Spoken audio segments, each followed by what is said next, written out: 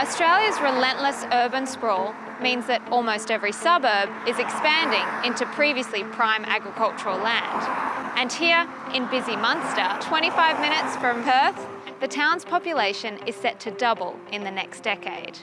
But instead of shutting out their neighbours, a fourth-generation farmer is cracking into a growing local market with an insatiable appetite for eggs.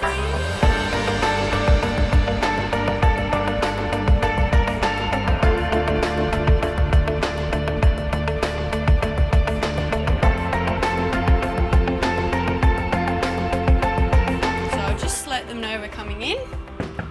Here, girls. We've got 10 acres. We've got 14,000 birds. Just in this shed here is 9,000. This is obviously our largest shed.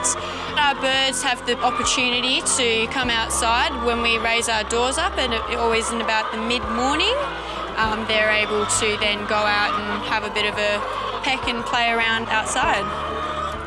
We've given ourselves the name of being a bit of a boutique farm, and just having the smaller farm means that for us everything's hands-on. We pick up all our own eggs, we grade them, we pack them. For the size that we have down here, it being small is good for us. So your dad's running the business at the moment and you're looking to take over the reins from him. What's some things that you're wanting to learn? My dad's given me so much knowledge and every day I'm learning something new. So I think if I could get half as much as what he's taught me to pass on to maybe perhaps the next generation, I'd be very happy. So all these eggs are laid fresh this morning. They've run off our belt from the shed that we were just in. So our grading machine here is just giving us the weight of the different eggs. It's a family affair down here. I've got my cousin Bree, my uncle Brian, and my dad's behind me. And I've also got another uncle on the farm, and then my nan, but she's out playing bingo at the moment. So in our largest shed, we average about 8,000 eggs a day. What do you think of other farms such as cage or barn? I think that all the farms are essential for the industry, and I think that for consumers to have the choice for the three is the best thing. So we have a shop here at the farm. We have a lot of walk-ins, and they will come down and they can pick our eggs up from us, usually that were freshly laid this morning.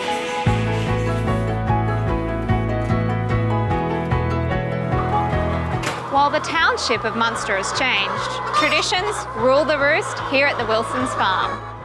We're located in one of the fastest growing suburbs, and we're very fortunate that people are able to just jump in their car. They love to bring their kids along, and they love for the kids to be able to come down and have a look at the hens in the paddock. I think it's good education for the kids to see exactly where their eggs are coming from. And as well, just to be able to tell them that, you know, their eggs are coming from happy hens who are out in the paddock and they're well looked after.